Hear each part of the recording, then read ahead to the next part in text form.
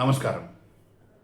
మన ముఖ్యమంత్రి నారా చంద్రబాబు నాయుడు గారు ఈ మధ్యకాలంలో ఎక్కువగా చెబుతుంది జనాభా పెరగాలి, యువత ఎక్కువ మంది ఉండాలి అన్న ఉద్దేశంతో మాట్లాడుతూ ఉన్నారు. అంటే ఇప్పుడు మనం పల్లెటూర్లకు వెళ్తే ఎక్కడ చూసినా కూడా ముసలి వాళ్ళు ఉంటున్నారు. యువత మొత్తం ఏదో పని దీనికోసం బయటికి వెళ్తూ వాళ్ళ యొక్క ఉపాధి కోసము ఊళ్ళల్లోనే ఉండలేని పరిస్థితిలో ఉన్నది. ఈ దీంట్లో మార్పు రావాలి.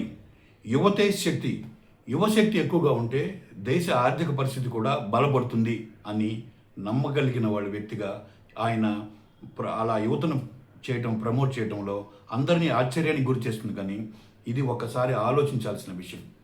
రాజకీయాలకు అతీతంగా ఏదో ముఖ్యమంత్రి చెప్పారు కాబట్టి ప్రతిపక్షాలు దాన్ని మనం విమర్శించాలి కాబట్టి కొంతమంది విమర్శిస్తున్నారు. కానీ దాని గురించి ఒక్కసారి ఆలోచించాలి.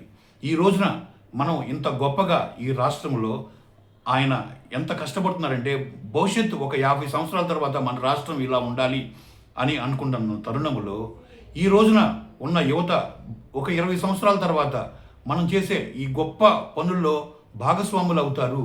వాళ్ళ యొక్క ఉద్యోగ అవకాశాలు కానీ వాళ్ళ యొక్క ఆర్థిక స్థితిగతులు మెరుగుపడటం కోసం ఇవాళే మనం ఒక సోపానంగా కొన్ని మెట్లను ఏర్పాటు చేస్తున్నాము. దీన్ని ప్రజలు ఆలోచించాలి. అంతేగాని ఏదో ఇన్స్టెంట్గా మన బ్రతుకులు ఎట్లా తయారని అంటే ప్రభుత్వాలు ఇచ్చే సంక్షేమ పథకాలతోటి ఏమి ఇస్తాడని ఎదురు చూస్తున్నాం తప్పితే మన భవిష్యత్తు ఏంటి, మన పిల్లల భవిష్యత్తు ఏంటి, మన భవిష్యత్తు గురించి ఆలోచించే వాళ్ళని గురించి మనం ఎలా రెస్పెక్ట్గా ఆలోచించాలి అన్న విషయాన్ని మర్చిపోయామేమో అని అనిపిస్తుంది. ఒక్కసారి ప్రజలారా దీని గురించి మీరు చాలా క్షుణ్ణంగా పరిశీలించండి. ఈ రోజున ఆయన ఒక మాట అన్నారంటే ఎంతో ఆలోచించి, దీనికి ఉదాహరణలు కోకొల్లలు ఉన్నాయన్నమాట. హైదరాబాద్ డెవలప్మెంట్ విషయంలో కూడా హైటెక్ సిటీ దాన్ని కట్టినప్పుడు చాలామంది ఆ రోజుల్లో దీన్ని కళ్యాణ మండపానికి వాడితే చాలా బాగుంటుంది అన్నారు. అలాంటి పరిస్థితి నుంచి ఈ రోజున తెలంగాణ యొక్క ఆర్థిక పరిస్థితి అంతా కూడా ఆ ప్రాంతంలోనే ఉందంటంలో అతిశయోక్తి కాదేమనిపిస్తుంది. ఇలాంటి కొన్ని విషయాలని మీరు ఆలోచించాలి. ఆ రోజుల్లో విజన్ 2020 అంటే జనాలకి ఏందో తెలియని పరిస్థితిలో ఉంది.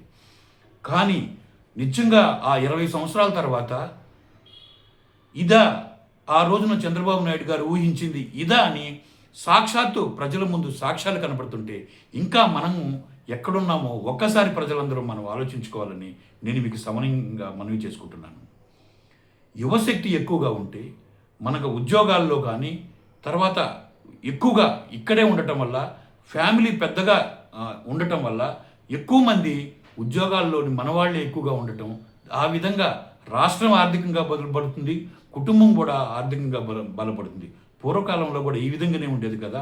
ఒకప్పుడు ఈ కుటుంబ వ్యవస్థలో మనం పెళ్ళిళ్ళు చేసుకునే టైంలో కూడా వాళ్ళు ఎంతమంది అన్నదమ్ములు ఉన్నారు, వాళ్ళు ఎలా ఉన్నారు, వాళ్ళ యొక్క ఇదేంది అని ఆలోచించి ఎక్కువ మంది కుటుంబంలో ఎక్కువ కుటుంబ వ్యవస్థ ఎక్కువ ఉన్న వాళ్ళకే పిల్లల్ని ఇచ్చేవాళ్ళు.